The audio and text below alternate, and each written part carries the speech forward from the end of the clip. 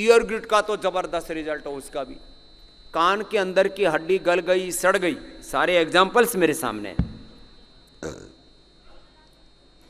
सुनाई नहीं दे रहा था, कान में पस था, कान में छिद्र था। ये कान में घू घू की आवाज आती है, कर्णनाद, बड़ा खतरनाक होता है। ये ठीक हो जाता है कान का।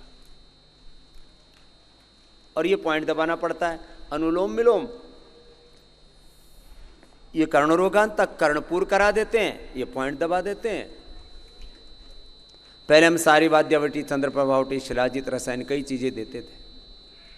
कर्णपूर कर लो, अनुलोम विलोम, भ्रामरी, उद्गीत तो ठीक है ही, इसके साथ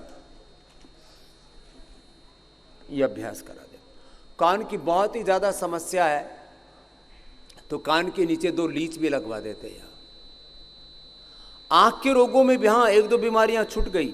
आंखों में आंसू नहीं बनना, बहुत ज्यादा आंसू बनना, ऐसे पलक ऐसे बार बार फड़फड़ाना। मैंने 2 लीच लगाई, फड़फड़ाना बंद हो गया आंख का, एक इधर एक इधर, ऐसे ऐसे। ये ईयर ग्रिड का भी प्रयोग कितने लोगों ने किया है कान के रोगों के लिए। ईयर ग्रिड, ये कोरोना के बाद में बहुत लोगों के कान खराब हुए, और ईयर ग्रिड से उस बहन के पास, इधर आओ थोड़े आगे आ जाओ, वहां माइक लेके जाना।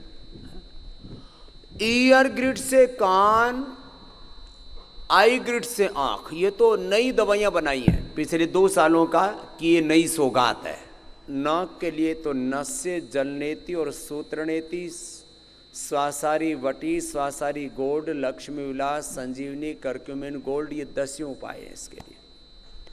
नस्य है, धूम नस्य है, जलनेति सूत्र नेति है, अनुलोम विलोम प्राणायाम है। नाक की इतनी समस्याएं, स्नीजिंग, छींक आने से लेकर के, नाक के अंदर की हड्डी टेढ़ी होने से लेकर के, नाक में से सुगंध, नाक से सुगंध आना भी वो लोगों को बंद हो जाता है। बहुत तरह की छींक आने से लेकर कई तरह की ये कफ जन्य यद्यपि रोग होता है, ये सारी चीज़ें ठीक हो जाती है। लेकिन बहुत सारे लोग 10-10, 20-20 साल से छींके जा रहे हैं, छींक करके नाक के अंदर की हड्डी बढ़ गई, पॉलिप्स बढ़ गया, उसका ऑपरेशन कराया। बाद में किसी किसी को तो बार बार ऑपरेशन कराने से कैंसर तक हो जाता है। बात छोटी सी है, जो है छोटे छोटे उपाय बताते हैं। और ये सुबह से शाम तक कम से कम 10-12 तरह की आपकी जो को प्रक्रियाएं कराते हैं ना, ये आपके खाली एक रोग विशेष के लिए नहीं है। सिर से लेकर के आँख, कान, नाक, गले, दांत से लेकर के आपका thyroid, parathyroid, lung, heart, liver, kidney, pancreas, uterus, ovary, prostate से लेकर के पूरे रस, रक्त, मांस, मेद, अस्थि, मज्जा, शुक्र, रज, ओज, अष्ट धातुओं की पुष्ट करने के लिए, उसके शुद्धिकरण और सशक्तिकरण के लिए।